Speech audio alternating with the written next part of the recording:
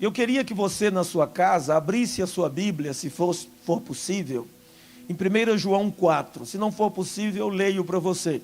1 João 4,18 diz: no amor não há medo. Pelo contrário, o perfeito amor, quer dizer, o amor aperfeiçoado, lança fora o medo. Porque o medo tem consigo pena. Outra tradução diz: o medo traz consigo castigo. E o que teme não é aperfeiçoado em amor. Eu li na revista Almeida, revista e corrigida no Brasil. Veja esse mesmo texto na NVI, Nova Versão Internacional. No amor não há medo. Ao contrário, o perfeito amor expulsa o medo. Porque o medo, presta atenção nisso, supõe castigo. O medo supõe que tem um castigo para ele. A pessoa tem medo que ela supõe que ela tem culpa, que ela é culpada. Aquele que tem medo, no entanto, portanto, não está aperfeiçoado, entenda, amadurecido em amor. Então, esse texto sagrado nos mostra com toda clareza o perigo do medo. Se você olhar comigo o versículo anterior, que é o 17, disse assim: nisto é em nós aperfeiçoado o amor. Para quê? Para que no dia do juízo tenhamos confiança. Veja que fala de juízo, juízo final. Tenhamos confiança. No dia do juízo tenhamos confiança, pois segundo Ele é, também somos nós neste mundo. Veja que aí ele vai dizer no verso 18, no amor não há medo. Antes, o perfeito amor lança fora o medo, porque quem tem medo não está aperfeiçoado no amor. Agora, por que hoje eu estou tratando desse tema, vacinado contra o medo? Porque o medo é viral. O medo é transmissível. O medo é contagiante. O medo mata mais do que qualquer outro vírus. Uma pessoa com medo faz doidices. Uma pessoa com medo tropeça nas próprias pernas. Um piloto com medo toma decisões erradas na cabine de comando e põe em risco todos os que estão na aeronave. Um médico com medo na hora de fazer a cirurgia, se ele tiver tanto medo e começar a tremer, isso atrapalha que ele faça cálculos racionais na hora de tomar decisões. O medo, ele é combatido por uma vacina, e essa vacina tem duas composições apenas. A primeira parte da composição da vacina chama-se perdão pelo sangue de Jesus, conhecimento da verdade. Quando eu interiorizo o fato de que estou perdoado, o juízo do verso 17 desaparece. De 1 João 4, a palavra juízo de 1 João 4, verso 17 some, e o verso 18 se instala na minha vida, porque aí não há medo, porque quando há medo existe uma suposição de que tem um castigo. Vou te dar um exemplo. Uma pessoa faz uma coisa errada, e alguém chama a pessoa, por exemplo, uma criança de 10 anos quebra um vaso em casa, e ela pensa: quando minha mãe chegar, ou quando meu pai chegar, vai saber que eu quebrei esse vaso.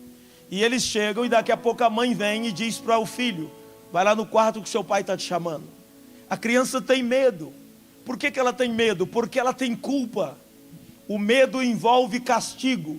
Então a primeira coisa sobre o medo, e são só 2 pontos, é que o medo envolve culpa. O medo, via de regra, guardadas as devidas exceções, envolve culpa. O medo em relação a Deus quase sempre envolve culpa.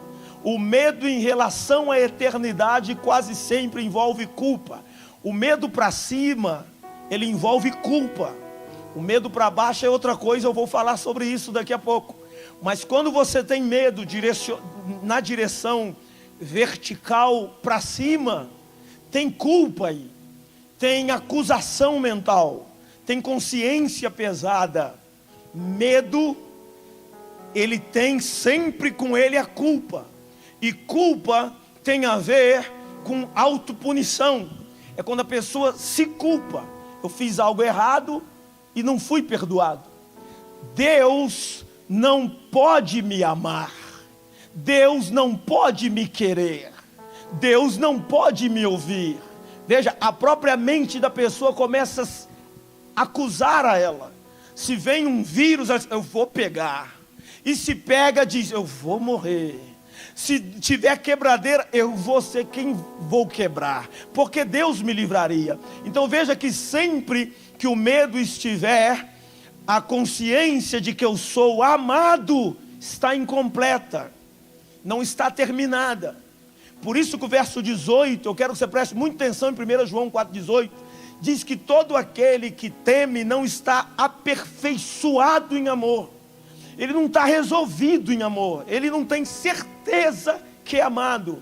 O que faz uma criança dormir no colo da mãe que o sacode, o que faz um menino dormir nos braços do seu pai, ele sabe, meu pai não vai me deixar cair de nenhuma maneira. Então uma consciência de que eu sou amado, uma consciência resolvida, uma consciência amadurecida, uma consciência completa, uma consciência aperfeiçoada, lança fora o medo. Veja que tudo tem a ver com a consciência. Então, esse medo que as nações estão tendo, esse medo que empresários estão tendo, esse medo exacerbado que está parando o mundo. Tem países com número de mortes abaixo de 100, tipo 10 mortos, 15 mortos, para tudo. Esse medo todo, ele envolve culpa.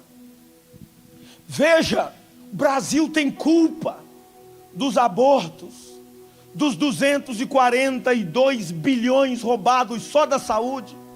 A culpa no Brasil, a culpa de shows gospel, há culpas na consciência, no subconsciente e no inconsciente coletivo. Existe um inconsciente coletivo que está sobrecarregado de culpa.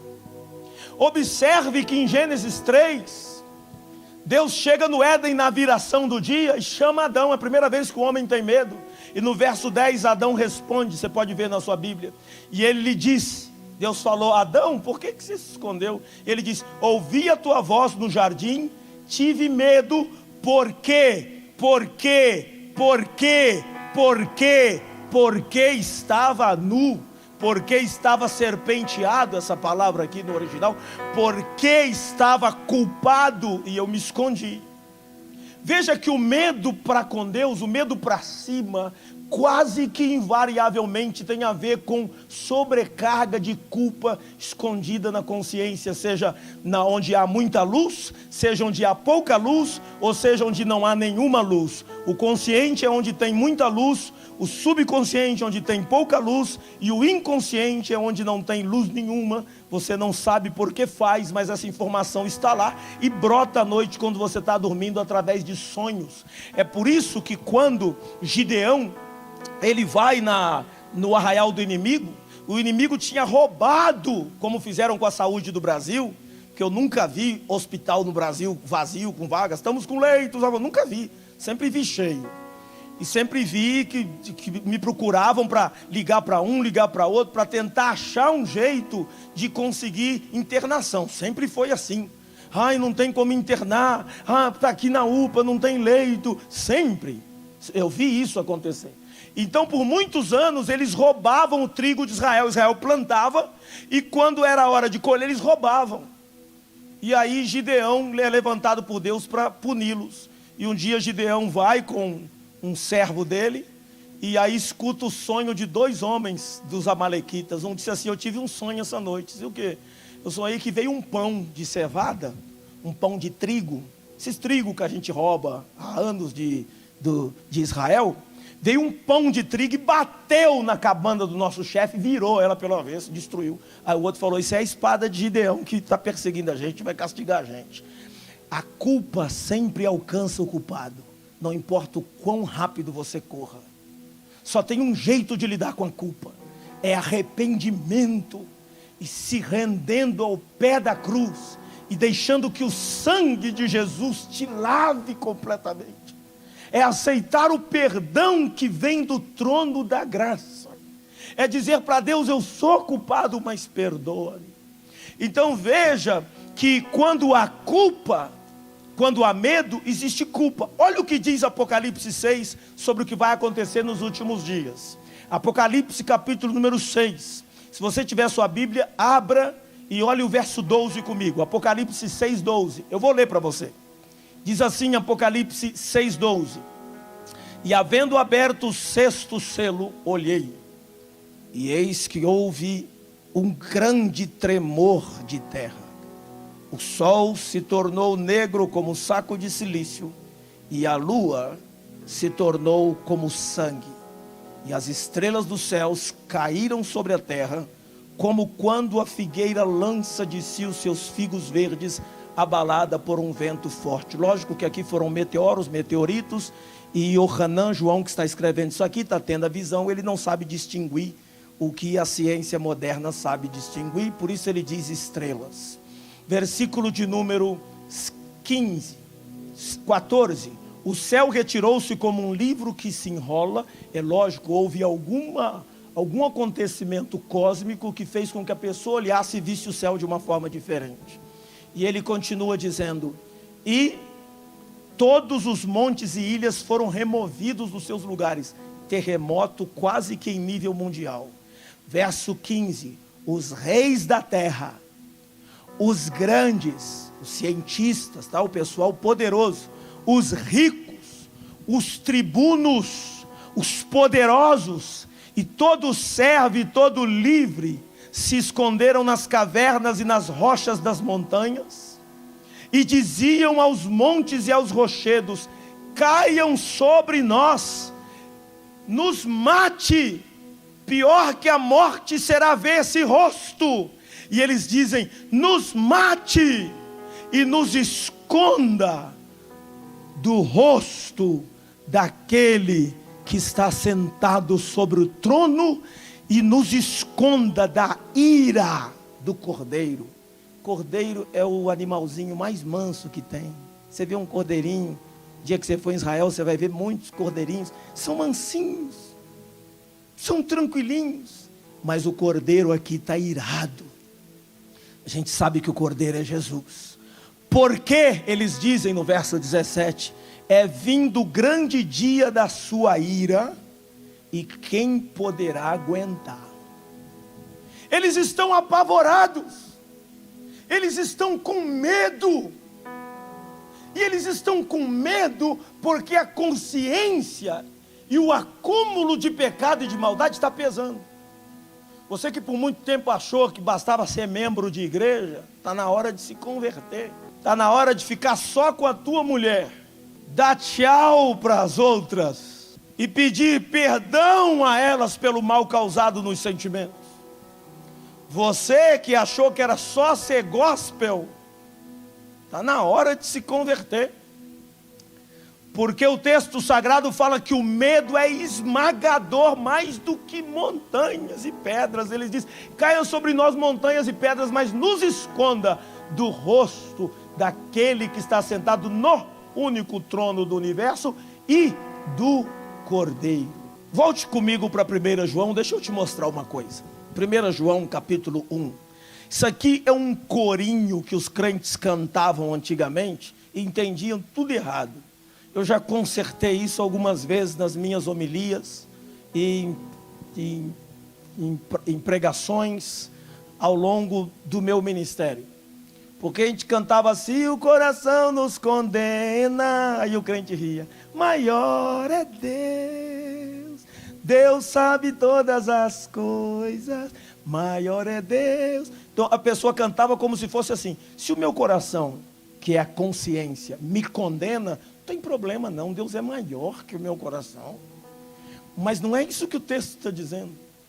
O texto está ensinando a ser purificado pelo arrependimento e pela purificação do sangue de Jesus, e eu vou te mostrar. Olha o que diz 1 João capítulo 3, verso 20. Sabendo que se o coração nos condena, maior é Deus do que o nosso coração e sabe todas as coisas. Então deixa eu explicar esse versículo. O que ele está dizendo é: se você mesmo já sabe que errou, se a sua consciência, que está tão fragilizada pelo pecado, já te condena, Deus é maior do que sua consciência e sabe muito bem o que você fez. Sabe todas as coisas. Quer dizer, tá ruim aqui. O verso 20 não tem nada para cantar. Maior é Deus que é lindo aqui não. Olha o verso de número 21. Amados, agora o verso 21 é o contrário. Se o nosso coração não nos condena, se a gente acabou de voltar de um encontro, se a gente se arrependeu, se eu me retratei com a minha esposa, com meu marido, com os meus filhos, se eu combinei com os que eu devo, como vou fazer para pagar, se eu confessei a minha mágoa, meu ódio, o que quer que seja para Deus, se o meu coração não me condena mais, aí sim eu não tenho medo, diz o verso 21, eu tenho no lugar do medo confiança para com Deus. É o contrário. 22, e qualquer coisa que lhe pedirmos, sabemos que dele receberemos, porque guardamos os seus mandamentos e fazemos o que é agradável aos seus olhos, e o seu mandamento é esse. Aí você diz, guardar os mandamentos é muito difícil. Calma, é só crer. Que creais no nome do seu filho. Eu vou explicar mais sobre isso agora no segundo ponto, quando for citá-lo. Que creais no nome do seu filho Jesus Cristo e nos amemos uns aos outros. Não é nos amassemos uns aos outros, é nos amemos uns aos outros segundo o seu mandamento. Aquele que guarda os seus mandamentos está nele, e ele nele está, e nisto temos convicção que ele está em nós. Através de quê? Do Espírito que ele colocou dentro da gente. A gente sabe que ele está vivendo ali dentro. Então veja que quando há culpa, não há aperfeiçoamento no amor. Hoje tem um remédio para isso. Na mesma vacina, numa picada só, no mesmo tubinho, vai o perdão pelo sangue de Jesus e o conhecimento da verdade, que é o segundo ponto que eu vou citar agora. Medo envolve ignorância. Por que um homem sairia correndo de uma barata? Ignorar que é só uma barata comparada com ele, que é um homem. Então veja que a ignorância é algo terrível. Eu estou me lembrando aqui, eu não sei se eu vou encontrar, mas ontem eu estava assistindo a CNN, eu tirei uma foto da tela da televisão. Isso é um filósofo falando, um professor, e ele disse: não saber, quer dizer, ignorar a real letalidade eleva o grau de medo, porque você não sabe. O desconhecido amedronta. Você tem medo porque você não sabe, e você vai ficando assustado porque você escuta uma coisa apavorante, vê imagens de caixão, vê imagens de covas abertas, apavora.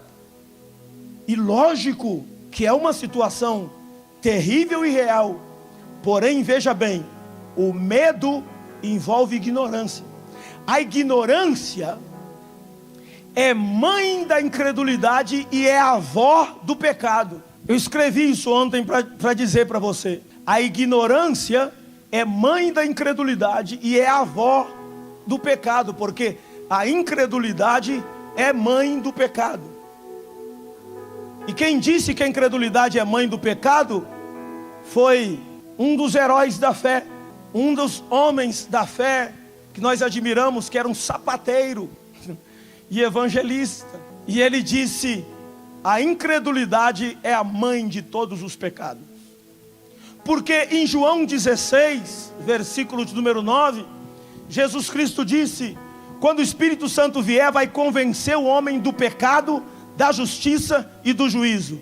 Aí ele diz: do pecado, aí ele não vai dizer porque fumaram maconha, do pecado porque cheiraram cocaína, do pecado porque mentiram, não, do pecado porque não creram. Você vê pornografia porque você não crê que Jesus está ali do teu lado assistindo. Então é um problema de fé, não é um problema de vício, já que o primeiro clique quem dá é você. Um dos pecados nascidos da incredulidade é o medo. O medo e a incredulidade moram juntos. Ambos estão vivendo na casa da ignorância.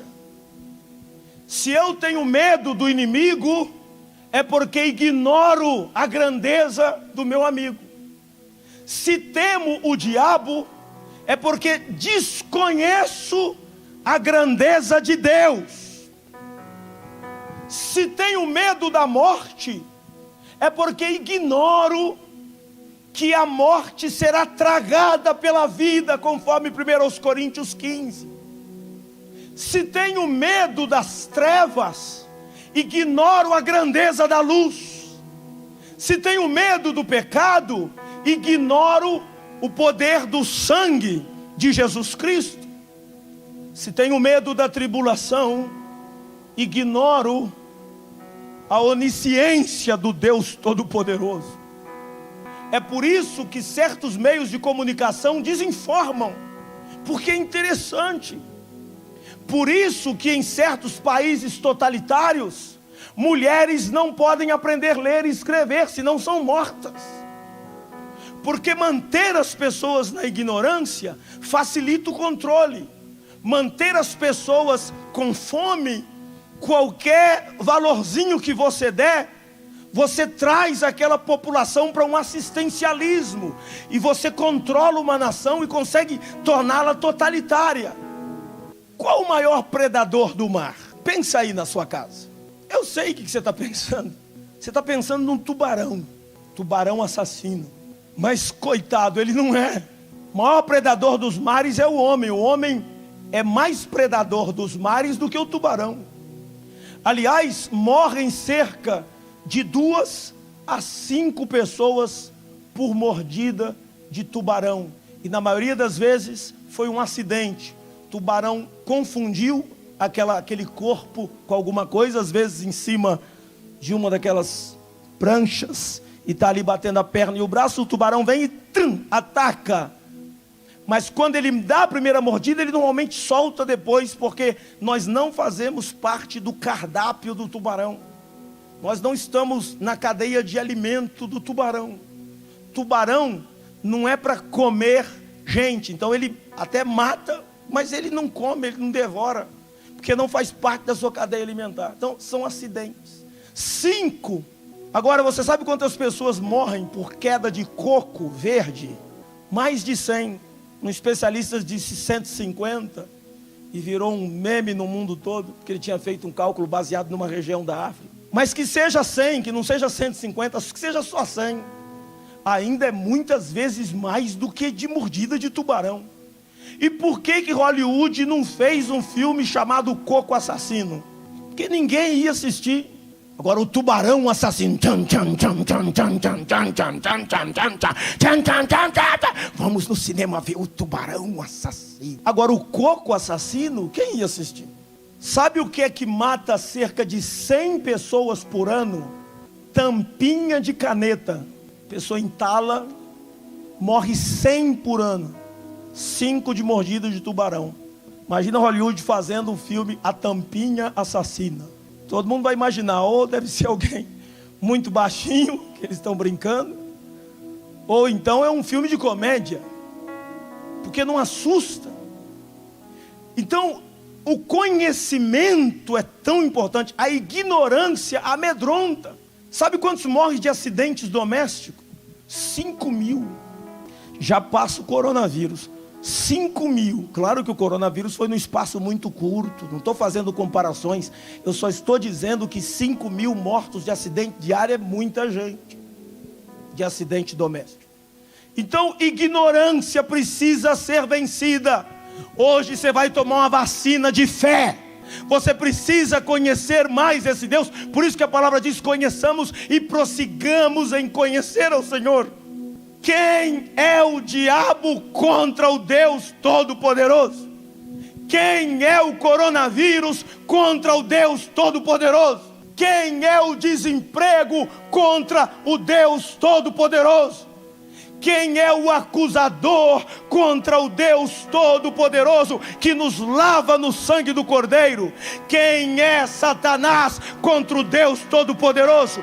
Quem é o comunismo contra o Deus Todo-Poderoso? Quem é o Moloque do aborto, a divindade sugadora de fetos contra o Deus Todo-Poderoso? Quem é a grande mídia contra o Deus Todo-Poderoso? Quem é o desemprego contra o Deus Todo-Poderoso? Salmo 27. Você pode ler junto comigo na sua casa em voz alta. O Senhor é a minha luz e a minha salvação. A quem temerei? O Senhor é a força da minha vida. De quem me recearei? Quando os malvados, meus adversários, se achegaram contra mim para comerem as minhas carnes, tropeçaram e caíram. Ainda que um exército me cercasse, o meu coração não teria medo. Ainda que a guerra se levantasse contra mim, nele confiaria. Uma coisa pedi ao Senhor e a buscarei, que possa morar na casa do Senhor todos os dias da minha vida, para contemplar a formosura de Hashem e inquirir no seu templo. Porque no dia da adversidade, Deus vai me pegar e vai me esconder no seu pavilhão, no oculto do seu tabernáculo. Deus vai me esconder, Ele vai me colocar sobre uma rocha. Também agora minha cabeça será exaltada sobre os meus inimigos que estão ao redor de mim. Por isso oferecerei sacrifício de júbilo no tabernáculo. Cantarei, sim, cantarei louvores ao Senhor. Ouve, Senhor, a minha voz quando clamo. Tem também piedade de mim e responde-me. Porque quando tu dissestes: buscai o meu rosto, o meu coração respondeu a ti: o teu rosto, Senhor, buscarei. Não escondas de mim a tua face, não rejeites o teu servo com ira. Tu fostes a minha ajuda, não me deixes nem me desampares, ó Deus da minha salvação. Porque quando meu pai e minha mãe me desampararem, o Senhor me recolherá. Ensina-me, Senhor, o teu caminho e guia-me pela vereda direita por causa dos meus inimigos. Não me entregues à vontade dos meus adversários, pois se levantaram falsas testemunhas contra mim, e os que respiram crueldade. Aqui é a imagem de uma fera respirando crueldade. Verso 13: pereceria sem dúvida se não cresce. Pereceria sem dúvida se não cresce. Eu pereceria, futuro do pretérito, pereceria sem dúvida se não cresce. Mas eu creio que verei a bondade do Senhor na terra dos viventes. Espera no Senhor, anima-te e Ele fortalecerá o teu coração. Você que está em casa, espera no Senhor. Posso orar por você? Aí na sua casa mesmo, põe a mão assim no seu coração e diga comigo: Pai, eu ouvi a tua palavra. Sei que o medo é terrível, mas há uma vacina: o arrependimento, onde recebo o perdão pelo sangue de Cristo, e uma vez perdoado minha consciência fica leve, e o conhecimento da verdade, não a verdade dos jornais, mas a verdade que a minha vida está nas tuas mãos, e eu não temerei o que me possa fazer o homem. Diga comigo aí na sua casa: Senhor Jesus, perdoa os meus pecados, lava-me com teu sangue, escreve o meu nome no livro da vida. Quando o Senhor voltar para buscar o seu povo, que eu não me esconda nas cavernas e debaixo das pedras, como quem está fugindo de um adversário, mas que eu corra na tua direção, como quem está indo ao encontro do noivo. Pai, aceita-me como teu filho, em nome de Jesus. Você pode dizer amém?